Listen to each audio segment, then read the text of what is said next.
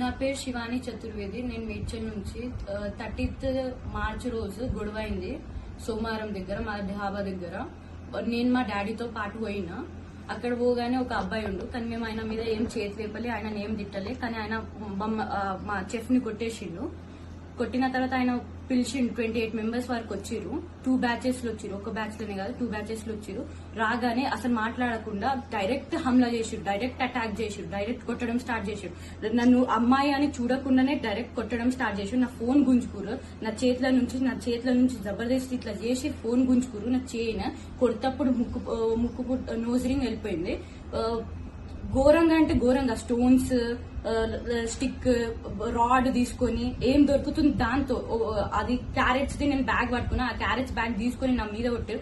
పండు పెట్టి కాలుతో తన్నారు, గలీజ్ గా తన్నారు అండ్ నరకం చూపించినారు. ఆ అబ్బాయి సిగ్గు లేకుండా, బుద్ధి లేకుండా, అక్కడ వాళ్ళ బిహేవియర్ అది చాలా గలీజ్గా ఉంది. దాని తర్వాత కొట్టిన తర్వాత బెగ్గు చేసిన, అన్న ప్లీజ్ వదిలేసేయండి, నాకు రక్తం ఇట్లా కారుతుంది. కానీ వాళ్ళని బెగ్గు చేస్తే కూడా వాళ్ళు కొంచెం దయ చూపించకుండా మా కార్ కీ గుంజుకున్నారు. ఎలౌ చేస్తలే మమ్మల్ని హాస్పిటల్ రానికి. తర్వాత మేము పిఎస్ దగ్గర వచ్చినాం 11:30కి అట్లా. పిఎస్కి వచ్చే కంప్లైంట్ ఎఫ్ఐఆర్ అప్పుడు కాలేదు. ఎఫ్ఐఆర్ వాళ్ళు గవర్నమెంట్ హాస్పిటల్ ఎమ్మెల్సీ కోసం పంపించినాం. మేము 30th మార్చ్ కి పోతే 1st ఏప్రిల్ కి మాకు ఎఫ్ఐఆర్ కంప్లైంట్ లాడ్జ్ అయింది. దాంట్లో ఐపీసీ 118, 351 పెట్టినారు.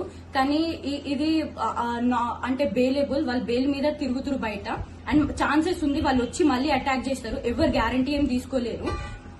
ఇప్పుడు మా ప్రాణ వాల్యూ వాళ్ళకి తెలుస్తలే అండ్ వాళ్ళకు ఆ హ్యూమన్ బీయింగ్ లైఫ్ ఎట్లుంటది అనే ఆ వాల్యూ వాళ్ళకి లేదు, దిమాగ్ లేదు. అన్ఎడ్యుకేటెడ్ పీపుల్స్ వారు. సో రిక్వెస్ట్ చేస్తున్నా మన తెలంగాణ గవర్నమెంట్, మన మేడ్చల్ పిఎస్ ని మాకు ఒక హార్డ్ సెక్షన్స్ వాళ్ళ మీద ఇంప్లిమెంట్ చేయండి. వాళ్ళకు జైలు పంపించాలని ఒక రిక్వెస్ట్ ఉంది. వాళ్ళ పనిష్మెంట్ లేకుండా ఇట్లా బయట తిరిగితే వాళ్ళకి హ్యూమన్ వాల్యూ తెలియదు. అసలు రోడ్ మీద ఇట్లనే మర్డర్ చేసి వెళ్ళిపోతారు. నేను చాలా సార్లు 100 మీద డయల్ చేసిన, కానీ అక్కడ నుంచి ఏం రెస్పాన్స్ లేకపోతే నా ఫోన్ నేను ఫోన్ తో వీడియో రికార్డింగ్ చేసేటప్పుడు ఒక అబ్బాయి వచ్చి నన్ను కొట్టి నా ఫోన్ గుంజుకున్నారు, చైన్ గుంజేసిరు.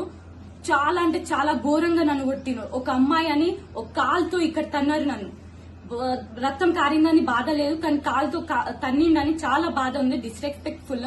ఒక అమ్మాయిని ఇట్లాంటి సిచ్యువేషన్ లో కొట్టడం వెరీ బ్యాడ్. నేను బెగ్ గుట్ట చేసిన వాళ్ళని ప్లీజ్ అన్న